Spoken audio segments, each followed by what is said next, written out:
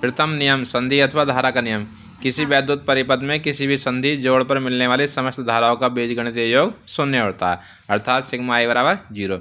माना किसी परिपथ में धारा I1, I2, I3 व I4 व I5 बह रही हैं, जो संधियों पर मिलती हैं। चिन्ह परिपाटी के अनुसार संधि की ओर आने वाली धाराएं धनात्मक I1 और I5, दूर जाने वाली धारा ऋणात्मक I2, I3, I4 हो। अतः किरचॉफ के नियमानुसार I1 plus I5 minus I2 minus I3 minus I4 बराबर 0, अथवा I1 प्लस I5 बराबर I2 प्लस I3 I4। अतः किसी वैद्युत परिपथ की किसी संधि पर आने वाली समस्त धाराओं का योग उस संधि से दूर जाने वाली समस्त धाराओं के योग के बराबर होता है।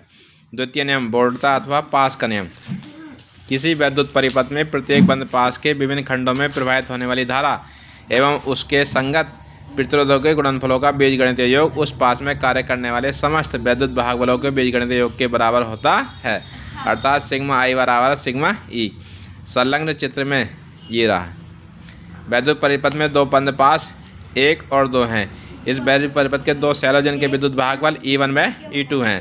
3 प्रतिरोध R1, R2 और R3 हैं, परस्पर जोड़ गए। प्रतिरोध R1 व R2 में प्रवाहित धारा I1 और I2 हैं, जो सेल E1 व E2 से प्राप्त होती हैं।